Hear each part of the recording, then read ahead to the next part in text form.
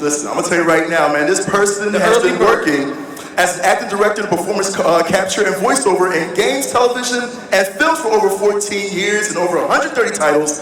And he's worked with a lot of companies like Ubisoft, Sony, Square Enix, Capcom, Larian, CCP, Bethesda, Guerrilla Games, EA, 2 hours later. There's a lot of companies that he's worked for. He's also completed work on Baldur's Gate 3 as a voice and performance director. You know him as Astarion. Ladies and gentlemen, give it up for Neil Newbar!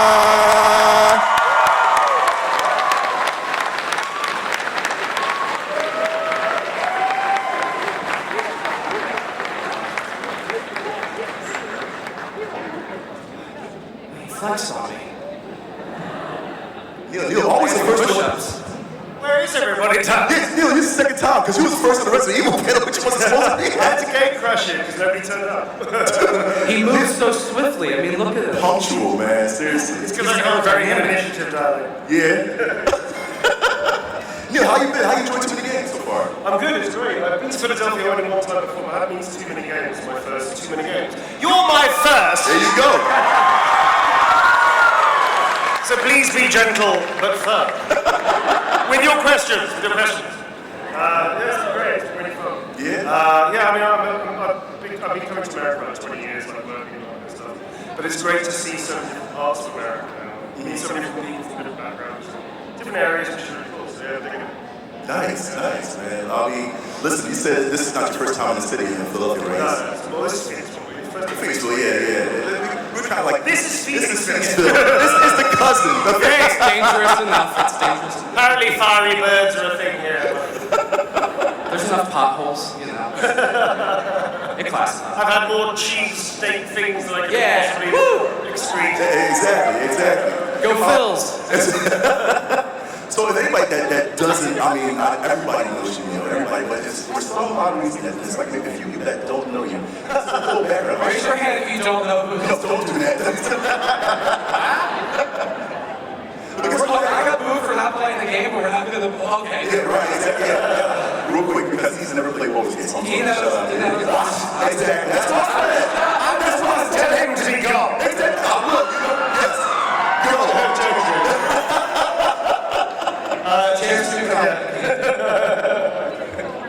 But yeah, like, give us a little background about yourself. Yeah, sure. So I've been acting for about 28 years. I've been in games, performance capture and voice work for about 15 years. I've done, I don't know, somewhere 130 titles. I've lost count of the titles. Yeah. I'm an actor, director, stunt performer, choreographer, creature specialist, juggler, I don't know, whatever, a whole bunch of stuff. I've been working in TV, film, and theatre is where I started. So I started at Bloomsbury Theatre, Fringe, Royal Court in Sloane Square, and then I went into film and into television. And then I was very broke, and I was destitute, pretty not in a good place. And then randomly I found games back when nobody wanted to do it, and realised that this was one of the futures of storytelling, that it was going to get progressively more subtle, intricate, the writing was going to get better, and ultimately actors' roles in games were going to become more interesting, more subtle. So I was very lucky that I saw the opportunity when everybody told me not to do it. Yeah. It was going to ruin my career in catering. And I did it. So I was very lucky. I had lots of people supporting me, championing me, including the caterers I used to work for.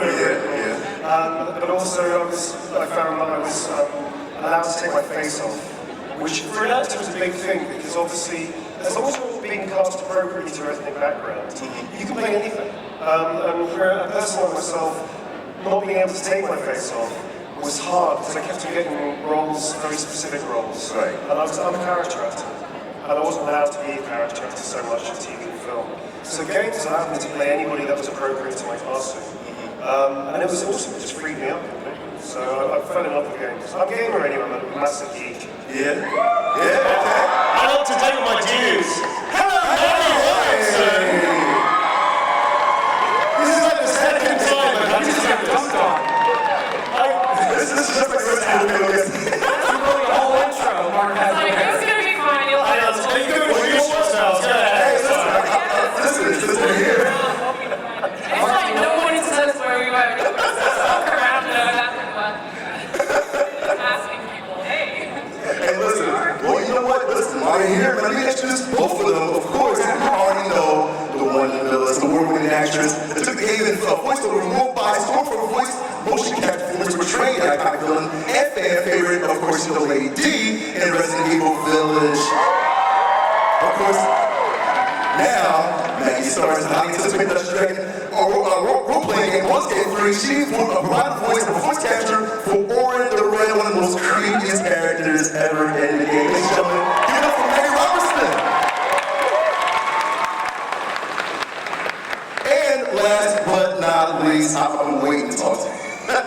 Of course, this one last big trained actor and the BAFTA-nominated Game Award member and for a role as Karlak in Baldur's Gate 3. They are the first BAFTA-breaking performer to be admitted to initiative on a video game called Any Hit the Exhibition of Hobbs Tomorrow. And of course, Samantha is also the creator and host of It Takes a Village, a streaming chat show on Twitch featuring a live audience Q&A. The show shines a spotlight on those who are so often overlooked, the people who make our games on themes of collaboration, advocacy, and community. And of course, the box can be found on her YouTube channel. Give it up for Samantha Béart.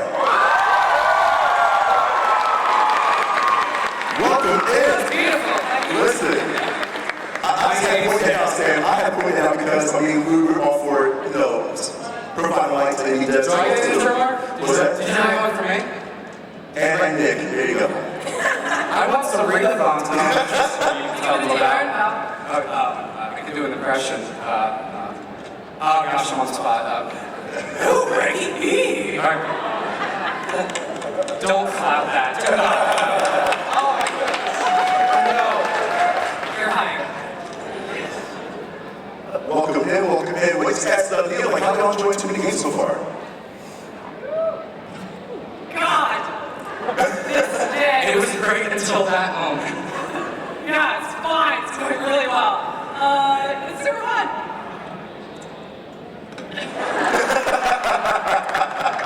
It's been great. Everyone's super nice. It's always really special. I'm sure these guys echo that.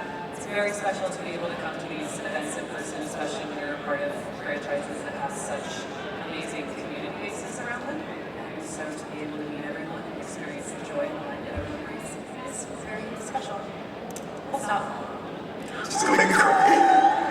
So personal perspective, I get to sit at a table. People are nice. Sometimes I write my name. I'm going to have a nice time. It's fabulous. Thank you for coming to see us. Really appreciate it.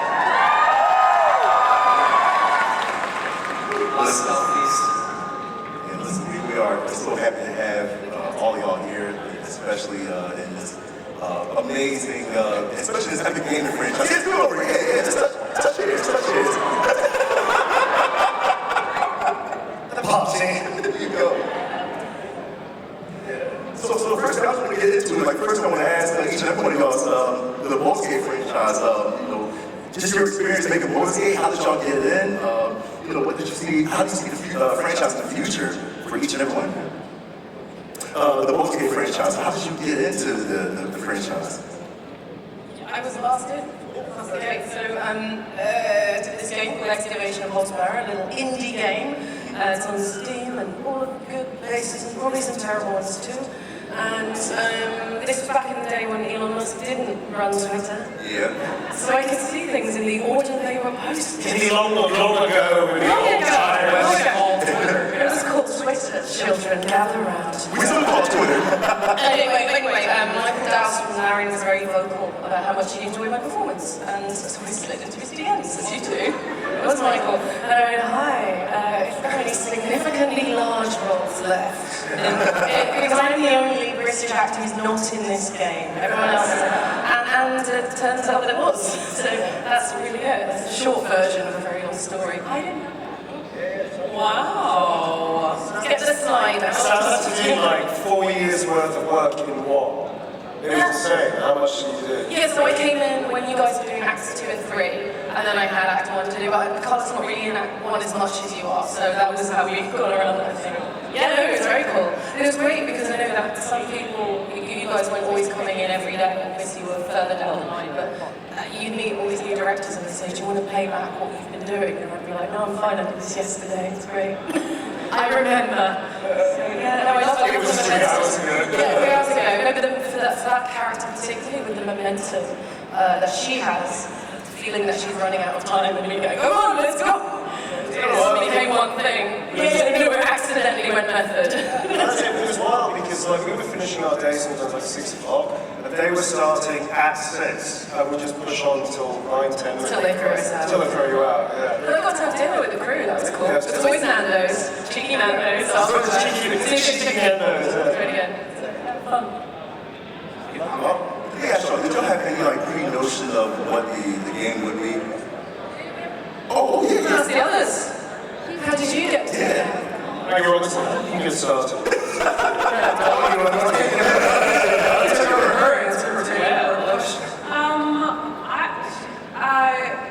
Yep. They reached out.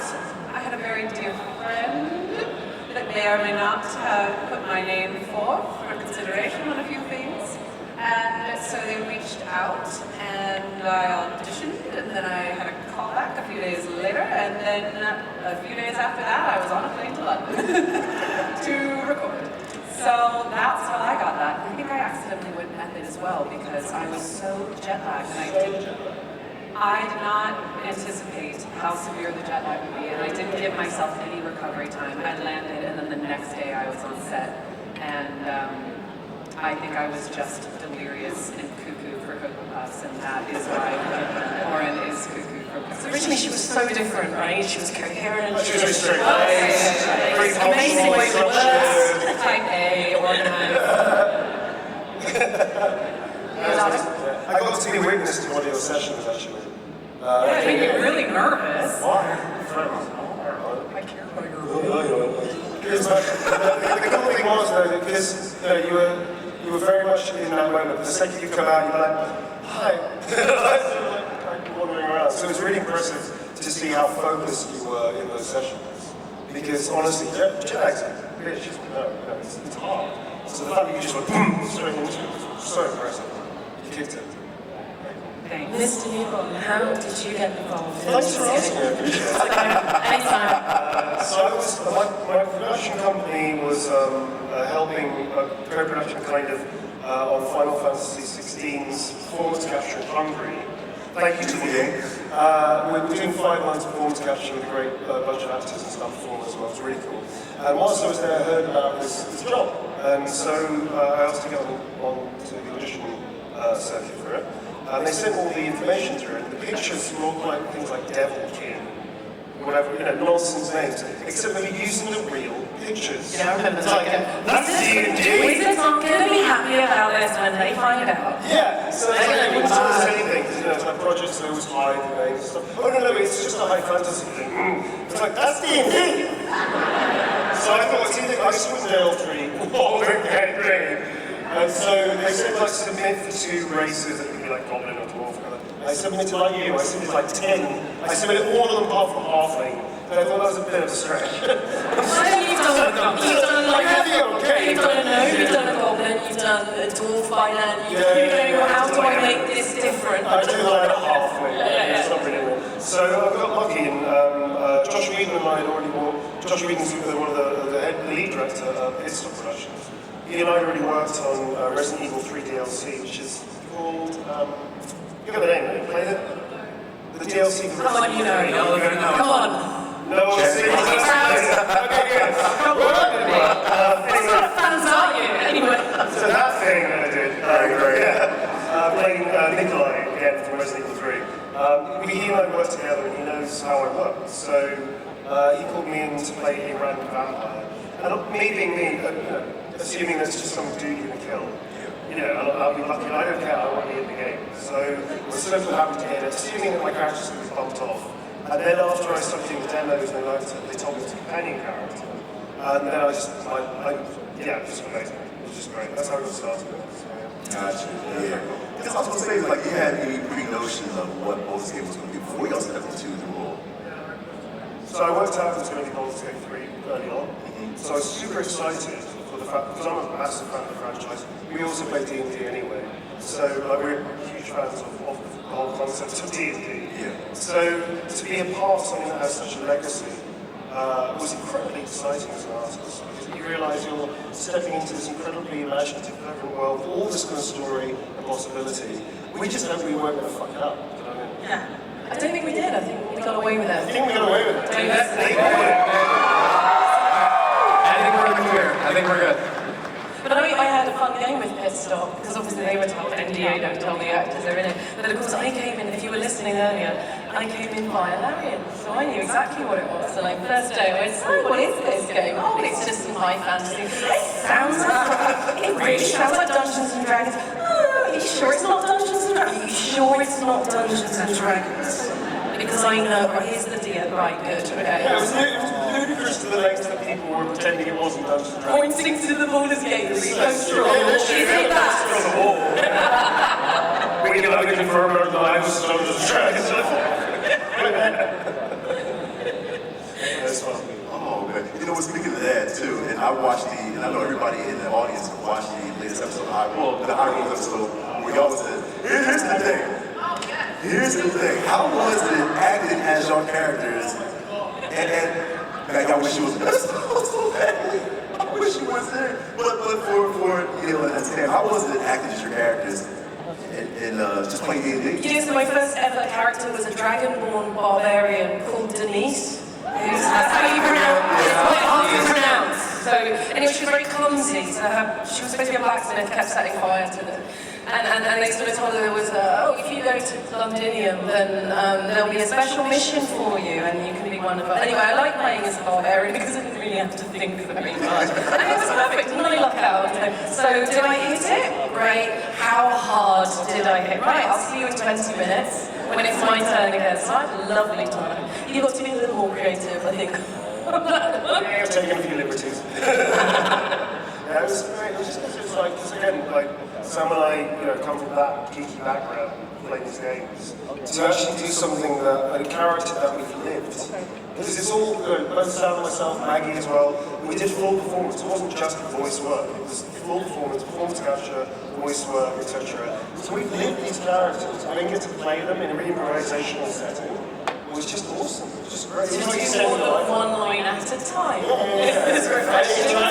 Interact with other humans. I don't think that was the first time we all got to work together in the same room. Because we did. Some of us hadn't met before. Yeah, some of you hadn't met. Yeah, you know what, and just to add to the session that y'all did, first of all, rest in peace, Bing Bong. Let it go, please. Please. My buddy was persuading me to get a rest in peace, Bing Bong tattoo before I quit. It's like he's gone back to hell where he belongs. It's fine. Speaking of mocap, just understand that the voiceover work was solo. I know y'all had in different sessions. Either it was in the studio or in your own home.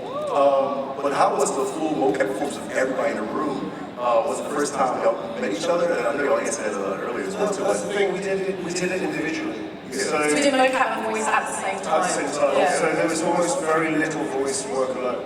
That was a hit reaction, especially during the pandemic. Spells. During the pandemic, we had that 1 month where we thought everybody's dead, we're going to carry on making this game anyway. It's like, oh, let's just carry on. And apart from that, everybody's in the room isolated. Everybody's in motion capture suit, performing their characters. So I think it added so much to the fact that Larian didn't have to do that, but they chose to because they realised the validity of allowing the actors to live in the creative moment, physically and vocally all together. I mean, you should see Maggie's sessions. That was awesome. With the knife stuff, I mean, wow. It was unbelievable. Like, really. I don't think it would have worked as well if it had just been voice only. Voice only is tough as well, it's challenging as hell. Like, doing full performance is easy. Yeah, I was going to say it's harder because you don't have the physicality in it. It has to sound like you're not doing a series of funny voices. I think that's the trap people fall into. Let's talk about stuff. You're done. That works. Hello. I like cheese. Take it away. We tried. Losing her microphone. The whole thing's funny is too, because I can imagine Maggie doing like, if she's performing as Warren and cracking her neck, and it's like, I said, I can't see Maggie do that. As a performance capture, like, is that possible? Do you do like maybe a little bit of that? Can you crack your neck for us? Yeah, no problem. Yeah, I did a little bit actually. Did I? Yeah. Again, I was so jet lagged. Did I even do this role at all? I You did did the blending motion. Oh, okay. Yeah. Good to know. You did the blending motion. Yeah, that's right. I got to do little stuff, and that's the sound I made when I did it. And then they were like, "Can you do it again, but the letter?" And I was like, "Okay." So I did. That's your yep. Next question.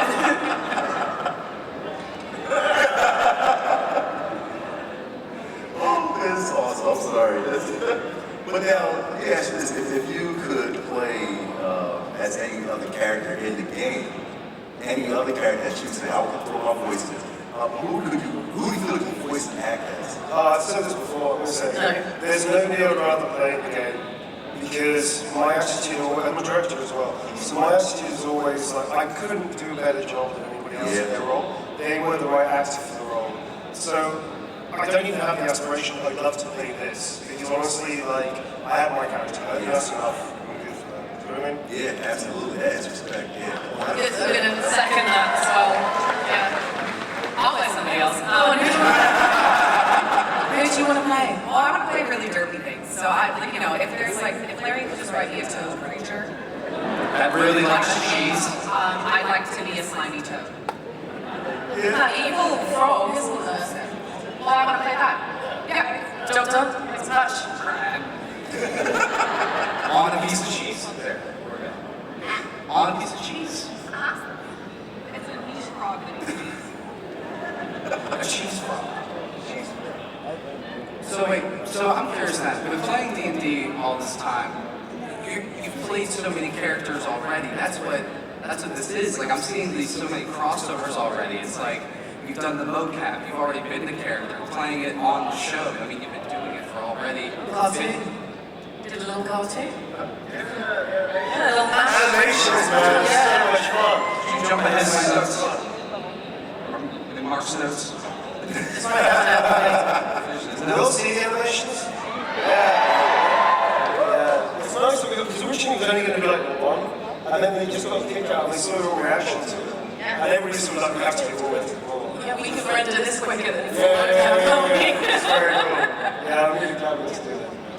So, as far as like any skills in performance capture, like you had prior to before, like let's say like school plays back in the day, or y'all like to act out, you know, did y'all have, or did y'all learn the art skill of performance capture as you got in the industry? I started 15 years ago performance capture and voice. So I started mocap originally. And there wasn't really anybody teaching, you just learned what the job was doing. We got a lot of support. Audio Motion gave me my first gig, Brian Mitchell. And he and the rest of the people, the other actors that had already been doing before me, all helped me understand how it worked, and I had an act for it anyway. There are a few places I teach, I've got workshops that I do. You don't have to do the workshop to get a gig, that's a fallacy. So I always tell people the very first moment they arrive is, you don't need to be here. They're like, oh fuck. It's like, so I want to No refunds, no refunds. No refunds are good. What I'm saying is that you don't need the training to do motion capture by doing motion capture training. What you do need to do is have an understanding of theatre technique and film technique, because PCAP sits in the middle of both of them, all this fine line. It is kind of a new methodology, because you have to understand theatrical presence, you have to understand the intimacy of camera, everything's a close-up and a wide simultaneously. There is no pass the camera off, you are on the whole time. Everything is usable, so you can cannibalize a moment here and whack into another scene. You can move people around in space and time. So it's a really interesting medium to work in. But it feels very much like theatre, because there's only a couple of critical props, critical environment, maybe a table, that's it, a chair. Then you have to view the entire room with your imagination, like theatre.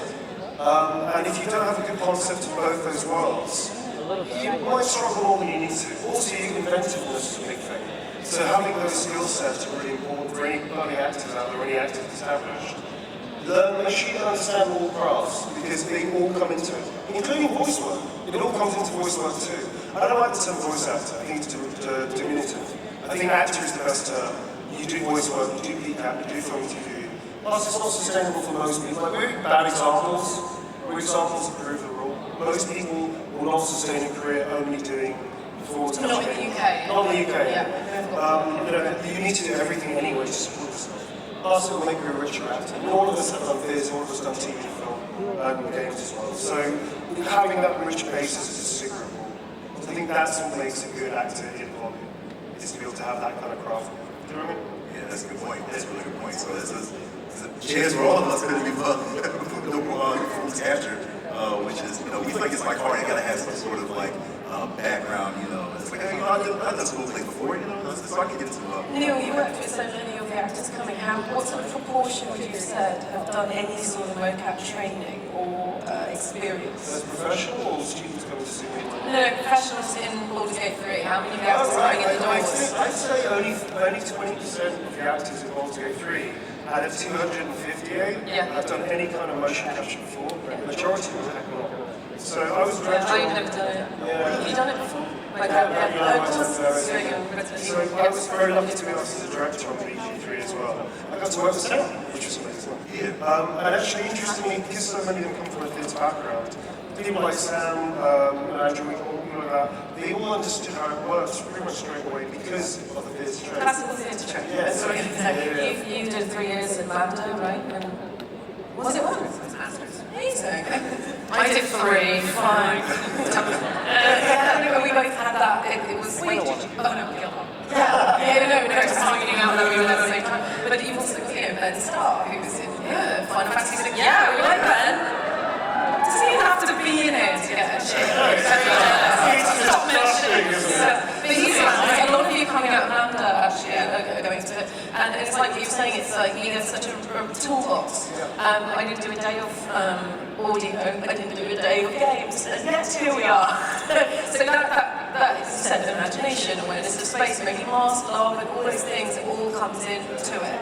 It's that black box space, that imagination, and then you just have the directors tell you exactly what you're seeing at all times. And because I think most British actors, most professional British actors are Shakespearean trained, and that's why they just have a wealth of talent to choose from. There's not no time to train people up in mocap. Yeah, not really. I mean, I run a non-profit workshop, so we try to keep the costs as little as possible. It's only 2 days. That's all you need to understand how the technical side of it works, and then you apply your craft. Craft takes years, regardless of what you're doing, whether you're a wood carpenter or whatever, whether you're an actor or a singer or dancer. It takes years, and that's okay, because you can start working at the beginning of training, or after you've done a year or 2 or 3, and then carry on with training throughout your life, as it should be, because you're a craftsman.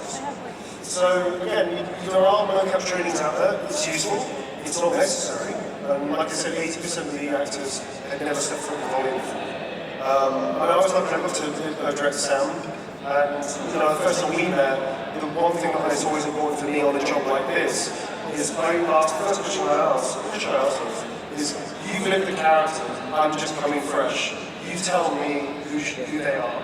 And then if I break the character, please challenge me, but if I have an idea, we'll talk about it. Otherwise, you're going to steer me and me being able to steer you through the scene.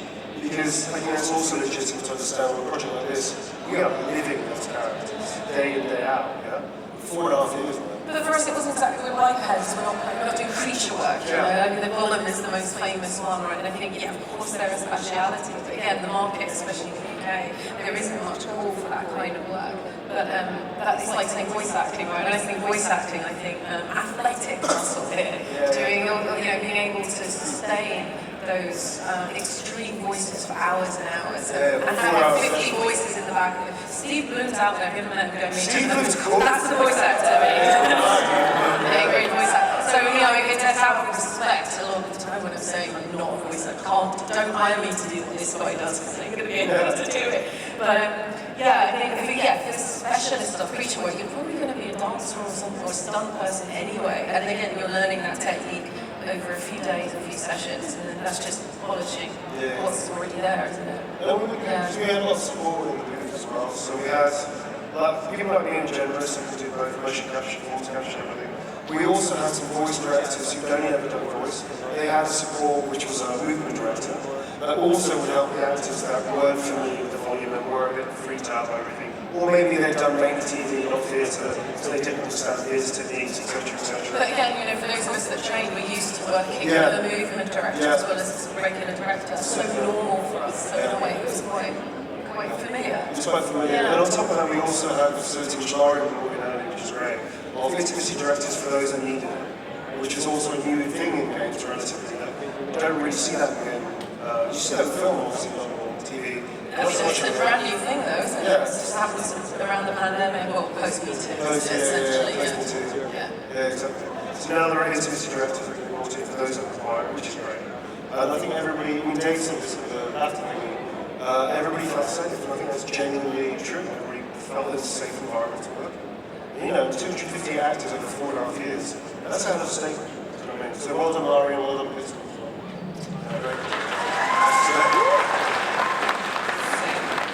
And they say that after that as well, Steve Bloom, I just want to hear your Wolverine impressions. I don't know why, but that just came to my head.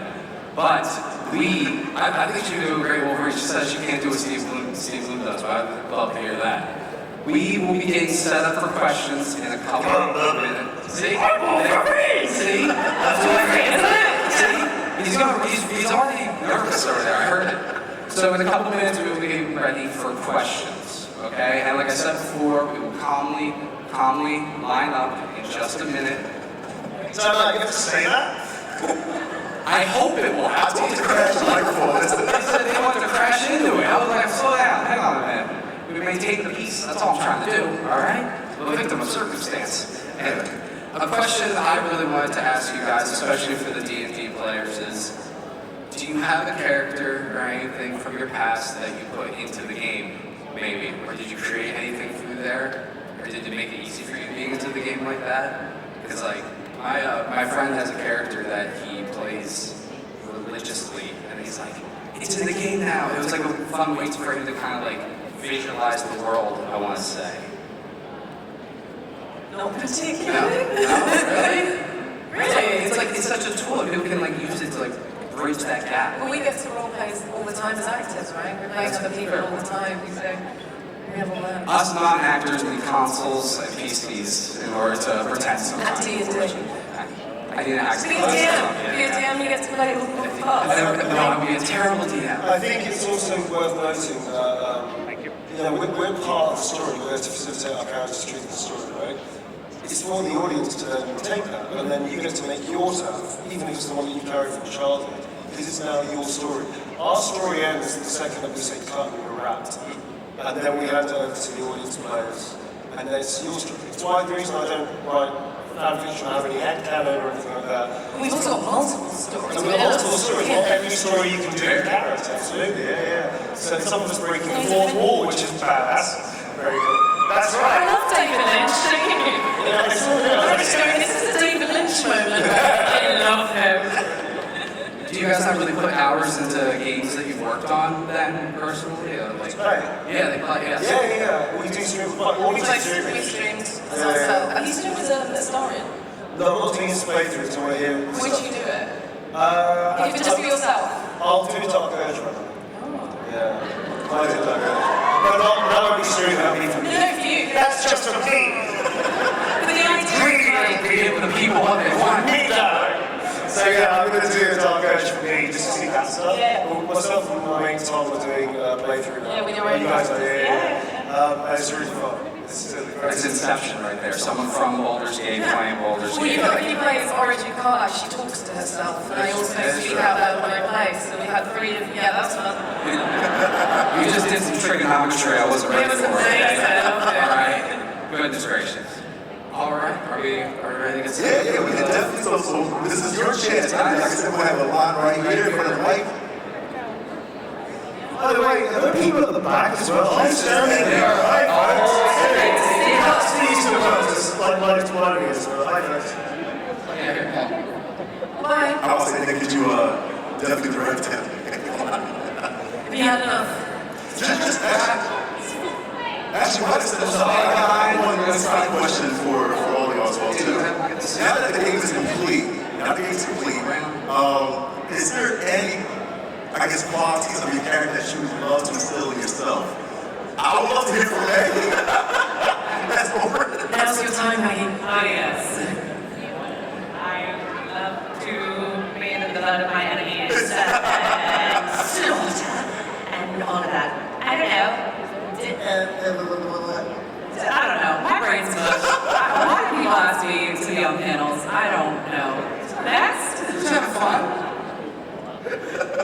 We have time to toss right now. I'm gonna say, is the game finished? Oh, Is it all out there? you know what I'm saying? Yeah. I'll talk to you after. Are you asking the director or the actor? We spent talking about some endings that are coming. You've not read that piece. I'll talk to you after. I'm about to say, we can get some extra Doing content. this something. Just some leak. I have not leaked this. It's like 2 months ago you said this. Yeah, I'll tell you after. He said there's some evil endings coming. Really? Yeah. Okay, yeah, let's hold that. We can definitely hold that. All right, we'd like to that first question. Come on up to the mic. Nice and close. I'm very lucky. Can someone else open the mic, please? Someone? Here we go. Work the pole, darling. Alright. Besides, like, Cad and Darker, What's your name? and Ron. Hey, Ron. Hi. Hi. Yeah, so besides, like, Cad and Darker, who do you think each of your characters' best friend is?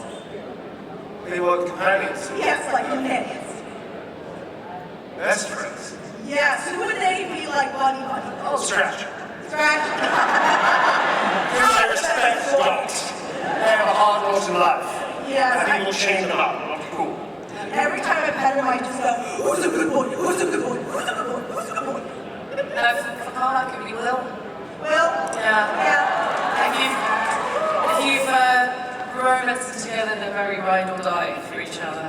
It's very sweet. Is it Hortash or is it Kevrick? You love those guys. No, well, I'd love to peel them. Honestly. That's what friendship looks like. All right, well, that is kind of what it looks like. That is her. This is how she drives pleasure. So, yeah, okay, I'll take them both. I'll take them both. All right, thank you. You did great. It's so exciting. I finally made it to the mic in time to ask a question. What's your name? My name is Miranda. Hey, Miranda. Hi. So I have a kind of hopefully funny question. In your private time, maybe in the dark night when no one's watching, do any of you find yourselves reading Baldur's Gate 3 fan fiction? Oh my God. I've got the time, dude. Do you know what? I read the description. I go, alright, yeah, okay, cool. There's so much of I it. like the idea of it. I don't have enough time. I barely have enough time for my own life, to be honest. But Your own fan fiction. yeah, I write my own fan fiction about myself. I mean, I love the idea of fan fictions. I think it's awesome that everybody takes their idea about the relationships to the characters and their character, or how they see it. I think it's awesome that people do that. Well, not just in Baldur Gate 3, but every franchise that is out there. I think it's a brilliant, beautiful, and completely appropriate thing to do when you fall in love with a story. You know, you make it your own, absolutely. I haven't read anything, but I need to help you that I don't. I mean, yeah. How about you, Maggie? I haven't seen any about Orin. I'm sure there is. So, everyone gets to work. All right, thank you guys. I appreciate it. Thank you, Miranda. So you can start struggling in the audience. Oh man, this is very exciting. Kind of nervous here. Hi, I'm Chicado. Hi. I was just wondering, since we know that your characters can work in a role-playing adventure game series, if there was any other settings that you would personally love to see your characters in, or any other kind of genres. Animal Crossing. It just came to me right I now. love that. I love that. Everything's very peaceful here. But I've got animal friends, it's amazing. And you get tools. You get an axe. Yeah, they break a lot, but yeah. They're underappreciated. I think maybe like a like be crawling through the vents and creep out like a little Aliens versus Predator versus Yes. Yes. Yes. That'd be great fan art. Get on it. I guess like a boyfriend simulator. Neil, you've already done that. It's called Baldur. It's really good. So it's not really good, you know. Like, Daddy dating simulator. yes. Squeals of recognition from the audience. That's what I like. It sounds like there's a market. That's all. Thanks for the question. Thank you. You guys are amazing. Thanks, bye. Hi. So my question implies that you guys may be psychic or able to know the future. But can you hear me now? I'm sorry. My question implies that you may be able to tell the future, you may be psychic. But You'd be correct. awesome, amazing. If you had the choice to either star in a blockbuster Hollywood movie where you know the response is going to be huge, massive, or another game of this magnitude, which would you choose, the movie or the game? I think you're working under the assumption that we get to choose the one. Let's say hypothetically you Is the movie received well? Whatever you You gotta ask these questions. It's whatever you want. Oh, right, okay. So there's now a question, do you prefer movies or games, I think? Well, if you did have the choice and if you knew what the response to both of these choices were, I mean, personally, I don't really care. I just want to know it's working with great people, a good story, with good character, and that I'm going to have an absolute blast doing it. So that's my approach to my work. I don't really differentiate between doing film, TV, theatre, games. The technique is different, but the aspirations as an actor is exactly the same. You're there to facilitate the truthful, fictional story of your character, the overriding view of the story, which is the director-writer's vision. It doesn't really matter. Because here's the thing. I think, and I'm sure, I know I speak for all of us, because I know these two really well, as well as the rest of the cast. None of us go into this to be famous. You know? You don't get into games. Okay, well, Maggie got into this. Maggie's done very well. She's the exception. No, we don't get into it. So for us, like, as actors, if I'm doing, like, we've all done plays. Like, doing a play, living in the real world with an audience, or doing a game where you get to have this fantastic world, or doing a film where the set pieces and all this kind of stuff is literally there. It's all just different experiences, but it's the same acting thing. It's the same truth, the same pursuit for that moment. I guess I was trying, so you don't prefer one format over the other? It's whatever we get as long as it's great. You tried to ask a very silly question, and then Neil took it so seriously. So seriously. And was like, See, if you ask me a serious question, anything for you. See that whimsy just back it down. You really are. Her dreams. I kind of expected that would happen. I knew what I was getting into. I'm sorry. Don't apologize. I'm basically very cat energy coded, you know what I mean? What about you guys? I want to live in cool worlds. So whether that's in a movie or a game, I'm also kind of not answering your question, but hopefully with a little bit more whimsy than this person over here. Cool worlds. I'd love to live in the world of Lord of the Rings. You didn't ask, but I'm saying that. Whether it's game or movie. Yeah, it's great writing. If it's great writing, you're going to be fine. We lucked out with this one, didn't we? We didn't, you don't also... We might now get to pick and choose a little bit, but normally you just go, yeah, sure, fine, this isn't offensive to me, I'll do it, but with this, you're doing it. I got to the day where we're going, oh, he's gorgeous, she's gorgeous, they're gorgeous, oh, right, I'm in that game, that's cool. You're discovering as you go along, and go, oh, wow, actually, they've really thought about all these things. So it's the luck of the draw a lot of the time. Good writing. Thank you. Thank you. So you mean we'll see you on the next Avengers movie, right? Or a Next movie. Avengers, What's that? The next Avengers, we'll see you all as act in the next Avengers movie coming out. Hell yeah! There's not many left now. Just jump through a portal. The barrel man. Hello. Hi. My name's Ashley. Hi, Ashley. I'm just really interested in the performance capture stuff. So I was curious if any of the three of you have any favorite mannerisms, traits, or phrases that you brought to your characters specifically. I really like your juice box sweatshirt. Thank you. Thank you. That was the character There's choice. not juice in it. Oh. You might like what's in there. Yeah, you probably would. So. Blood? Yeah.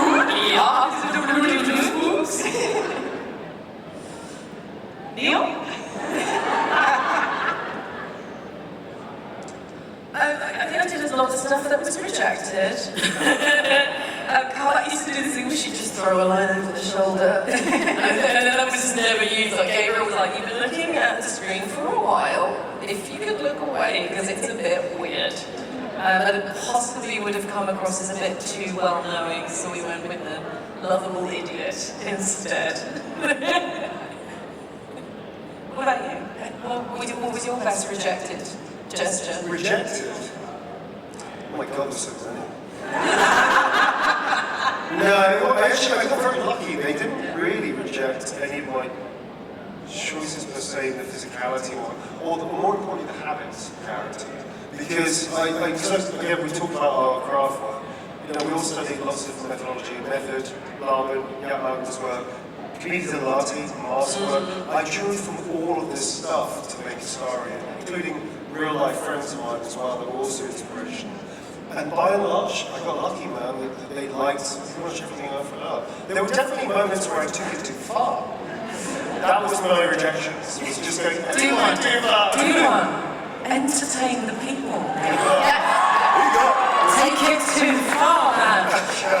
They were like a random vampire. I don't really know how to do that anymore. Apparently you did it. You just told us you did it. It was more like line delivery. Yeah, okay. Like too sexy. Too sexy. You can't pretend like this. Just give me a line, I can They say. couldn't handle it, is what you're saying. Can somebody give me a line? Like, huh? Oh yeah. May I present to you taking it too far? Thank you very much. All tilt and look away. Okay, so, can you look? On your knees. I like Frankenfurter. Yeah. Rocky Horror Picture Show. That might be considered taking it a little too far. Beautiful. What I learned about Neil when I went in to do my mocap is that we had these things where we have to start and end in our base pose. And they told me that Neil, as a Starian, just kind of drifts and somehow doesn't always find his way back to the base pose. Scandal! Scandal! Who's ringing? But, doesn't trouble you, I don't know. It's very rude. But no, I was perfect in every way when I went in to do the motion capture. And definitely was not told that I was too crazy at all. I think we had a scale system that we worked out, and I was like, okay, where do you want this to be? 8, 11, 5, 1, and then we'd go from there. And usually they were like, cool, if that was your 8, let's do a 3. So, A lot of math behind the scenes. this is D&D world. Mark, roll real quick. Oh my God, I would love to. Hello, I'm Sarah. Hi, Sarah. Sorry, I'm nervous. I've been an actor for I've been acting since I was in the 4th grade, so meeting actors is always important to me, and learning the craft and all that. And to give a little backstory, I'm actually voicing in my first ever voice role. It's a mini role, but it's my first ever voice role. Thank you. But I'm so super hard on myself because of years of anxiety and putting myself down because life and people are cruel. But I was wondering, how do you get through the days where you just feel like you aren't enough, or you're just having anxiety about acting and what you do? My training was very good in that we would talk about what some people call the inner critic. We would call it the little fucker. The little fucker tells you you're terrible, right? And distracts you, and then you flub the next line because you're thinking. The little fucker also tells you you're amazing, and then you fuck the next line up because you go, oh, it's amazing. I was like, yeah, right? Yeah, so there was actually a lot of my training to identify that. Yeah, that's a nice deal. We'll talk about that later rather than right now. That's really cool. It's cool. I love it. You use it all the time. Yeah. You do it enough, it becomes second nature. Also therapy. Therapy's great. Yay for therapy.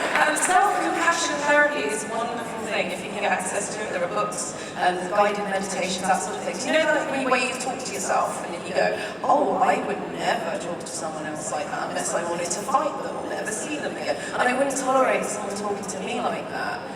There are great tools out there you can use to just, get used to a kind voice in your head. It's a wonderful thing to cultivate. I recommend you do it because that's going to get in the way of your craft. Yeah. It's an interesting thing what we do because it's oftentimes started off as a hobby. It started off as a thing that we just loved to do and couldn't stay away from. And then when it turns into a profession, when you are placing stakes on it, your relationship to that thing changes. And so I think what's important for me and what's been very helpful for me quieting the little fucker is finding ways to define my worth outside of what I do. You are an actor, but that's not all that you are. That's a job. That's my job. I am an actor, that's what I do, it's my profession. But when I'm not an actor, I'm also all of these other things so that I can handle the no's that happen over here because my worth comes from here, not from this. And so if this is successful, great. But if not, I'm gonna fall back on being a dog mom, having all these cool hobbies, my friends, my family, all of these other things that make me the full, vibrant person that I am. That's my recommendation. And therapy. Therapy is really nice. And also, just validating, this stuff is really hard, and I'm sure we are all right there in the weeds with you, figuring it out. We still figure it out. It doesn't matter what level, and a misconception about acting is that you will reach a level of success where all of your worries and troubles go away, and you'll just hear yeses all the time, and that is a lie. So this is a skill that you will be cultivating, and it's a skill. It's a trained behavior. You have to work the muscle, just like any other muscle in your body. Otherwise it gets weak. So exercise that muscle and build it out because you're going to need it for the rest of your life. Not to put a damper, that sounds tragic, but you're going to get stronger. And you're going to develop strength because it's just like a muscle. You got to lift weights to put down the little fucker. External validation is overrated. That's all I'm going to say. Just generally in life, because you're always going to have feedback. And does it matter? No, that's their opinion. And I think that's 99% of the problems, isn't it? Especially in an industry with so much rejection as well. Like, if that's going to matter to you, then yeah, you're in trouble. Rock on, kid. What the hell? Very great. Thank you for coming with that question. Next. Hi, my name's Maria. I'm known as Juicy online also. Thank you. I see you. Okay. I'm a massive Baldur fan. Hate to start it, obviously. But actually, I have an acting question. I feel like whenever I hear stories of actors talking about how they get started, it always starts with their childhood. I'm 22 years old. I work a full-time job, and I never really acted, but I would love to start. I was wondering if you have any advice, for anyone in my position and me, where do I even look to start? I don't know your full position. I don't know you that well, obviously we met, but I don't know your history of where you're at right now. When I first did my first round of drama school auditions, the guy that got one of 3 places out of 20 of us that were trying to get these 3 places was 45 years old. And he'd been a chef for 25 years. And at some point he went, I don't know, I want to be an actor. I need to be an actor. And so he went into doing that. He was 45. And he got in. Do you know what I mean? So there is not an age when it's too late to start. Morgan Freeman didn't become successful and famous until he was like almost 50 or something crazy like that. And then he started acting until he was like 40 or something. So you have to understand there is no age. It's a craft. But the later you start, better, because you've got that life experience. You met all these people that you're going to portray. Yeah. It becomes easier developing self-worth. How you fully created yourself outside of. So from a starting point, training, which means money, which means squirreling money away into a savings account every month. You have your money for your rent, your money for your food, your money for your travel, and then you have 2% for training. And then you build that up, and you do it every month religiously. And then you put it into training. You find courses, or if you're lucky enough to be able to afford going to a drama school for 1, 2, 3 years, I don't know what it's like in the States, it's not easy in the UK. Especially now with the effing Tories. 4th of July is our Independence Day! It's going to be a fucking Tory! Who would have thought that would be happening? Apologies, I don't know what came out. Really hate stories. Really fucking hate them. Someone's about some tea in the heart. You're fine. You're fine. You're fine. Sorry. So here's the thing. But I was going to say, the guys train for life, don't they? Like Robert De Niro's doing his acting classes. It's a very different that's thing. exactly right. You can pick and choose a bit. You don't have to do You don't things. have to do drama school. Drama school is useful because everything's together, but you don't have to do that. It's about consistency. And if you're working, you go back into training, you get a studio. Don't choose a tool set. Try everything. Reading is free. You've got so much time. Reading is free. There's a lot of stuff online. Read plays, watch actors, interviews with actors, watch film, watch TV. If you're lucky enough to afford it, try and do theatre. Look at theatre, go to watch theatre. Everything, absorb it all. Not only that, observe these people. Listen to their conversations, the way they move. Start making notes. Imagining how these people how you can play that person. You have all this possibility because you're 22 years old. It feels like society makes me feel like I'm... Fuck society! Fuck society! Here's the thing about all of us, relates to the other person as well. It's about your journey, man. It's about your need to tell a story. It doesn't make a difference if people think you're bad. If anything, that should make you want to go, fuck you, I'm going to do this anyway. I had people tell me not to get into game work 15 years ago because it's going to ruin my career. What, my career in catering? Like, what are you talking about, man? How I listened to them and their opinion about what I should do with my life, I would not be here with these fine people right now. I wouldn't have been involved in this amazing experience. Fuck society. Do what you need to do. But commit to it. Don't know half measures. And don't think, oh, it's too hard. Fucking do it if you want to do it, if you need to. Don't hold yourself back, right? Thank you so much. Okay, you're pretty nice part of society. No, you were fine, baby. We are under the 5-minute mark. Do it again. We're going to lightning round as quickly as we can. Hello. So who out of the companions would you ship your characters with? All of them, obviously. Who would you share your characters with? Everyone. Come on. At once. Choose one. No, you guys don't choose one. We can choose those. We know how you play. I chose one. No. Each. All of the above. All of them. Multiple universes of endless love. I want them all. Like Pokemon. Sexy Pokemon. Alright, quit. Thank you. You didn't answer the question, but thank you. You said no. You shall not be limited. Yes. Hello. Oh, Thanks for that moment. Nick? Tom.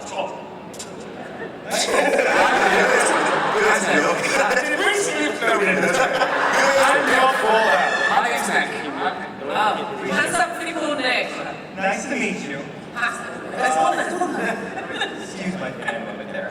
Actually, I have a question about fandom. You guys have like a collective 30 years experience in the field, building up your careers, setting new standards in mocap acting. I actually have a question for you guys.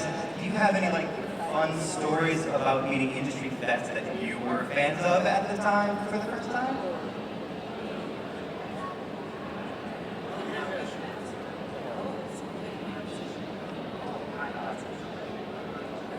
I met the Hobbits. I'll take it. I met Thomas. That was huge for me. I'm a really big nerd, and Lord of the Rings specifically, and I want you guys to know that I played it so cool. Who did you meet? I did not even mention Lord of the Rings once. I met all 4 of the Hobbits, and it was fate. I was at a fan expo, and all 4 of them were there on one day, but my queue, I had a bunch of panels, I just couldn't get to lunch in time to covertly meet them. And I was like, oh, well, it's okay, I'll do it tomorrow. And they were like, oh, babe, 2 of them aren't coming back tomorrow. And I was like, fudge, I missed it. I showed up the next day. The 2 decided to stay, that we're going to leave, and so my handler set up a little photo with them, and then in the green room, I was like, hi, I think I have a photo scheduled with you later. I just wanted to introduce myself and say hi. You'll see this face again. And then we ended up, and then we ended up dancing. Really, boy, we just got, I don't know, we talked about dancing, and then I ended up dancing with Sean Astin, who twirled me around, and then we learned how to do the slosh, Scottish line dance. And it was the best day of my life. And it was 2012. We did a live version of You don't need Hitchhiker's Guide to the excuse. Oh, no, your story's and you actually know what I'm saying. No, wait a second. So we did a Hitchhiker's Guide to the Galaxy as a tour in the UK. It was pretty cool. And Billy Boyd was the voice of the book for Glasgow. And we went to a Holiday Inn because it's Britain and everything's closed after 10. And in the Holiday Inn, over a whiskey, he told us the tales of Lord of the Rings. And he showed a little tattoo on the back of his heel. Someone there you have. And I said, oh, that's really small. And then he was mad. Did you know that he broke his foot when he kicked the helmet? Alright, It was real. Did you know that was a real thing? You did it for real. You know that. Thank you guys. So good. So good. We have time For one more, we got one last one. Sorry, Better make it one last good. question. Make it good, Gail. Pressure is on. Hi, Yeah, but we're doing that after. Yeah, we're doing that. Yeah. Hey. I'm Mackenzie. I just wanted to ask, do you quote any lines on a daily basis? Like, do you quote anything on a daily basis? Like, any lines just randomly? Yeah. Bad people. Maybe to get the character. I've been asked this recently. I don't know what you think we all talk to ourselves. You've drifted into Morrisarian land. I have as a I person. just giggle. You do giggle at him. Yeah, so I inherited, so his giggle I stole from a very active Tom Holtz, who's Amadeus. And my... Oh my god! Yeah, do you not get it? No, it's a monkey song! So my surrogate grandfather, who passed some time ago, was a guy called Roy Trees. He's not like my kin, but he became like a surrogate grandfather to me, amazing actor. He played Amadeus' father. So I watched the film with Roy, and I just fell in love with Tom Holtz's character. It was amazing. And his laugh, I thought, was a really interesting laugh because it's socially inappropriate, it doesn't give a fuck, and it cuts through conversation like a knife. So when I always look for different laughs for my characters. It's like Eisenberg, like that, you know? So like metal, kind of metallic machinery laugh. So at the start I was like, well, I need to do something fun with it.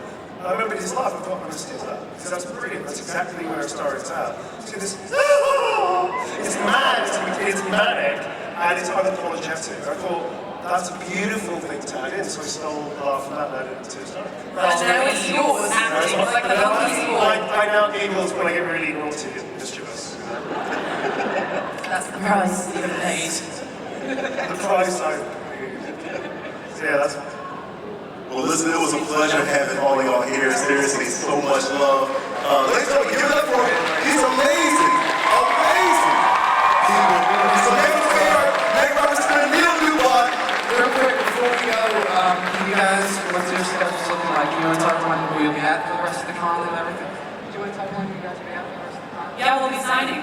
Yep. Yeah, David meets us. All three of us. Really exciting. There's a mocap panel tomorrow at 3 o'clock. There you go. Is this us? Who's at the mocap panel, Mark? Yes, I will talk to her. Please tell the people, because I can't. That is 12 o'clock tomorrow. Sunday. 12. Don't have lunch. Come see us. There you go. Exactly. Exactly. So thank you. Yep. Who's on the panel with you? Is it just you? It's just me. And Neil, and Colin, you know, we got some. Come along. Well, not Neil. Neil has invited himself to multiple He things. does. You actually were in the game, so. Yeah, I was just randomly. You guys are amazing.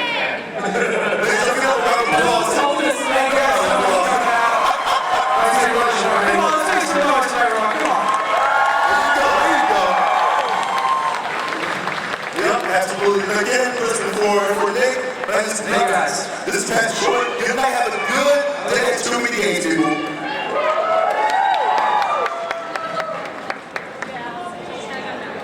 Also, another announcement too. We're going to have, after the panelists leave, we're going to have the accessibility event as well first. So stay seated until the accessibility leaves, and then we'll have a pageant here. So, thanks again. Thank you so much.